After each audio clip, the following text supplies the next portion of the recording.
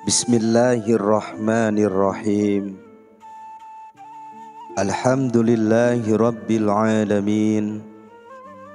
Assalatu wassalamu alaika ya sayyidi ya Rasulullah. Khudh biyadi qallat hilati adrikni. Kata-kata al-qalbu atau hati mempunyai dua pengertian. Yang pertama, al-qalbu atau hati jantung yang berupa segumpal daging yang berbentuk bulat memanjang seperti buah sanaubar yang terletak di pinggir dada sebelah kiri, yaitu segumpal daging yang mempunyai tugas khusus, yang di dalamnya ada rongga-rongga yang mengandung darah hitam sebagai sumber ruh. Di sini kami tidak bermaksud menjelaskan tentang bentuk hati dan cara kerjanya, karena itu menyangkut bidang kedokteran dan tak ada hubungannya dengan bidang keagamaan. Hati tersebut ada pada binatang, bahkan ada juga pada orang mati. Maka kalau kami menyebut perkataan hati dalam kitab ini, maka yang dimaksud bukanlah sepotong daging yang tiada berharga, yang termasuk bagian dari alam nyata dan dapat ditangkap oleh indera mata binatang, apalagi oleh manusia. Yang kedua, al-qalbu atau hati yang berupa sesuatu yang halus atau latifah, bersifat ketuhanan atau rabbaniyah, dan kerohanian yang ada hubungannya dengan hati jasmani. Hati yang halus itulah hakikat manusia yang dapat menangkap segala rasa, mengetahui dan mengenal segala sesuatu. Hati inilah yang jadi sasaran pembicaraan, yang akan disiksa, dicerca dan dituntut, dan ia punya hubungan dengan hati jasmani. Karena eratnya hubungan antara hati jasmani dan hati rohani itu, sehingga kebanyakan akal manusia menjadi bingung dalam mengetahui letak hubungannya. Hubungan kedua hati itu seperti halnya sifat dengan jisim yang disifati, atau seperti benda yang dijadikan perkakas dengan perkakasnya, atau seperti orang atau benda yang telah berurat berakar pada suatu tempat dengan tempatnya. Kami sangat berhati-hati dalam menjelaskan masalah ini disebabkan dua hal.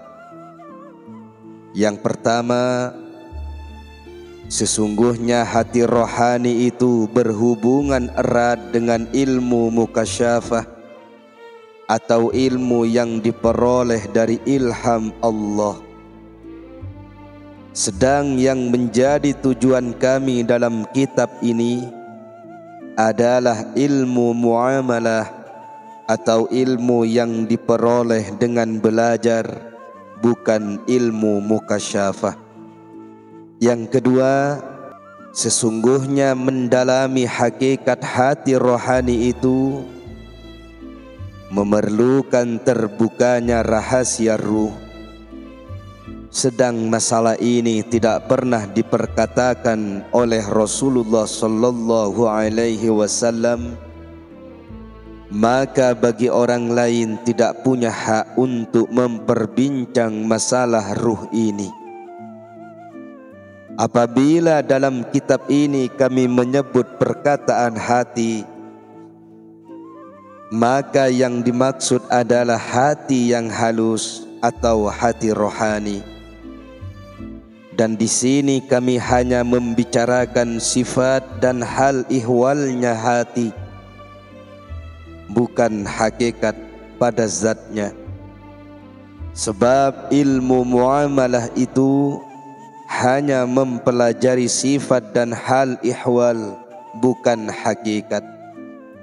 Kata-kata ar-ruh atau nyawa ini juga digunakan untuk sesuatu yang berhubungan dengan jenis yang kami tujukan kepada dua pengertian. Yang pertama, ruh yang berupa jenis yang halus yang bersumber dari rongga hati jasmani, lalu tersebar ke seluruh bagian tubuh dengan perantaraan otot dan urat yang bermacam-macam. Mengalirnya ruh dalam tubuh dan membanjirnya cahaya hidup yang berupa perasaan, penglihatan, pendengaran, dan penciuman adalah menyerupai membanjirnya cahaya lampu yang mengelilingi sudut-sudut rumah, sehingga tidak satu bagian pun yang kena cahaya, melainkan menjadi terang. Hidup itu adalah seperti cahaya yang kena dinding, dan ruh itu adalah seperti lampu. Berjalannya ruh dan bergeraknya di dalam batin adalah seperti geraknya lampu pada sudut-sudut rumah yang digerakkan oleh penggeraknya. Para dokter apabila menyebut perkataan ruh secara mutlak, maka yang dimaksud adalah pengertian di atas, yaitu uap yang halus yang terjadi karena pemasakan oleh panasnya hati. Kami tidak bermaksud menjelaskan yang demikian itu, karena itu menyangkut bidang kerjanya para dokter yang bertugas mengobati badan. Adapun bidang kerja para dokter agama yang bertugas mengobati hati, sehingga hati itu terbawa ke sisi Tuhan semesta alam, maka tidaklah mempunyai hubungan sama sekali dengan pengertian ruh di atas tadi. Ruh yang berupa sesuatu yang halus yang ada pada manusia, yang dapat mengetahui segala sesuatu dan yang dapat menangkap segala pengertian. Hal ini sudah kami jelaskan pada salah satu pengertian dari perkataan hati, dan itulah yang dikehendaki Allah Ta'ala dengan firman-Nya, "Qulir ruhu min amri Rabbi." Katakan bahwa ruh itu termasuk urusan Tuhanku. Quran Surat Al-Isra ayat 85. Ruh dalam pengertian ini termasuk urusan ketuhanan yang menakjubkan, yang kebanyakan akal dan faham manusia tidak sanggup mengetahui hakikatnya. Selanjutnya, kata-kata nafsu mempunyai beberapa makna, tetapi yang berhubungan dengan pembahasan kami ada dua pengertian. Yang pertama, nafsu yang dituju di sini ialah tempat berkumpulnya kekuatan marah dan syahwat pada diri manusia yang kelak akan dijelaskan. Pengertian ini biasa digunakan oleh ahli-ahli tasawuf karena mereka berpendapat bahwa nafsu itu adalah tempat berkumpulnya segala sifat-sifat yang tercela pada diri manusia, Oleh karena itu mereka berkata, nafsu tidak boleh tidak, harus dilawan dan dihancurkan.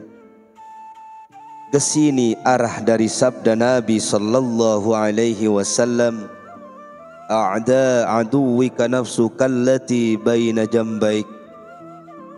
Musuhmu yang perlu kau lawan ialah nafsumu yang ada di antara dua lambungmu. Hadis riwayat Baihaqi. Yang kedua, nafsu dalam arti yang halus yang telah kami sebutkan di atas, yaitu hakikat manusia. Itulah diri manusia dan zatnya. Nafsu dalam pengertian ini mempunyai sifat yang bermacam-macam sesuai dengan keadaannya. Apabila nafsu itu tenang pada suatu hal dan jauh dari kegoncangan disebabkan oleh tantangan bermacam-macam syahwat, maka nafsu yang demikian itu disebut nafsu mutmainnah atau nafsu yang tenang, sebagaimana firman Allah Ta'ala, ya ayyatuhan nafsul mutmainnah irji'i ila rabbiki radiyatan mardiyah. Hai nafsu yang tenang, kembalilah kepada Tuhanmu dengan gembira dan menggembirakan. Quran Surat Al-Fajr ayat 27 sampai 28. Nafsu dalam pengertian pertama, tak ada gambaran untuk kembali kepada Allah Ta'ala, malahan ia selalu menjauhinya dan masuk ke dalam golongan syaitan. Apabila nafsu itu tidak mempunyai ketenangannya, akan tetapi ia selalu menentang dan melawan nafsu syahwat, maka nafsu yang demikian itu disebut nafsu lawwamah atau nafsu pencela. Oleh karena itu, ia selalu mencela dirinya ketika teledor dan lalai berbakti kepada Tuhannya. Firman Allah Ta'ala, wala uqsimu bin nafsil lawwamah. Aku bersumpah dengan nafsu yang amat mencela atau kejahatan. Quran Surat Al-Qiyamah ayat 2. Apabila nafsu itu telah melepaskan diri dari tantangan dan tidak mau lagi menantang, malahan tunduk dan patuh saja pada kehendak nafsu syahwat dan panggilan syaitan, maka nafsu yang demikian itu disebut nafsu ammarah bisu atau nafsu penganjur kejahatan. Allah Ta'ala menceritakan tentang Yusuf alaihi salam dan istri seorang pembesar Mesir dalam firman-Nya, wa ma ubarri'u nafsi innan nafsa la'ammaratun bisu. Dan aku tidak akan membiarkan nafsuku, karena nafsu itu suka memerintah kepada yang jelek. Quran Surat Yusuf ayat 53. Kadang-kadang yang dimaksud ammarah bisu itu adalah nafsu dalam pengertian pertama. Oleh sebab itu, nafsu ini amat sangat tercela. Sedang nafsu dalam pengertian kedua, itulah nafsu yang terpuji, karena ia adalah nafsu manusia, yaitu zat dan hakikat manusia yang dapat mengetahui Allah dan segala macam pengetahuan. Selanjutnya, kata-kata al-aqlu atau akal ini mempunyai arti yang bermacam-macam. sebagaimana telah kami sebutkan dalam kitab ilmu, dari sejumlah arti yang bermacam-macam itu, maka yang ada hubungan dengan pembahasan kami ialah dua pengertian. Yang pertama, akal yang berarti, pengetahuan tentang hakikat segala keadaan, maka akal itu ibarat sifat-sifat ilmu yang tempatnya di dalam hati. Yang kedua, akal yang berarti menangkap dan mendapatkan segala ilmu, maka akal di sini adalah hati rohani. Kita tahu bahwasanya tiap-tiap orang yang berilmu itu mempunyai suatu wujud yang merupakan pokok yang berdiri sendiri, dan ilmu itu suatu sifat yang bertempat di dalamnya, dan sifat itu bukan yang disifati. Dan perkataan akal kadang-kadang berarti sifat orang yang berilmu, dan kadang-kadang berarti tempat pengetahuan, yakni yang mengetahui. Itulah yang dikehendaki oleh sabda Nabi sallallahu alaihi wasallam, awwalu ma khalaqallahu al-aqlu. Barang pertama yang Allah ciptakan adalah akal. Sesungguhnya ilmu itu sifat yang tidak mungkin digambarkan sebagai makhluk pertama, sebab sifat itu pasti berada pada satu tempat atau benda yang disifati, dan tempat itu pasti juga suatu makhluk yang telah ada sebelum sifat atau bersamaan adanya. Oleh karena itu, tak mungkin memperkatakan bersama. Di dalam hadis Allah Ta'ala berfirman kepada akal, menghadaplah, lalu ia menghadap. Kemudian Allah berfirman, membelakanglah, lalu ia membelakangi. Jadi jelas bagi kita bahwa arti nama-nama yang empat itu telah ada, yaitu hati jasmani, ruh jasmani, nafsu syahwat, dan macam-macam ilmu. Inilah empat arti yang dipakai untuk empat kata-kata. Dan ada lagi arti kelima yang sering dipakai oleh empat kata-kata di atas. Arti kelima itu ialah sesuatu yang halus pada manusia, yang mengetahui segala sesuatu dan yang menemukan segala ilmu pengetahuan. Jadi empat kata-kata itu saling bersesuaian satu dengan yang lain. Arti ada 5 dan kata-kata hanya 4, dan tiap-tiap kata digunakan untuk 2 arti. Kebanyakan para ulama menjadi kacau dan kabur akan perbedaan dan persesuaian keempat kata-kata ini. Kita akan melihat mereka memperbincangkan tentang khawatir atau pikiran, dan mereka berkata, ini adalah pikiran akal, ini adalah pikiran ruh, ini adalah pikiran hati, dan ini adalah pikiran nafsu. Dan orang yang memperhatikan tidak akan tahu perbedaan dari nama-nama itu. Oleh karena itu, kami dahulukan uraian tentang nama-nama itu guna menyingkapkan tabir kekaburan.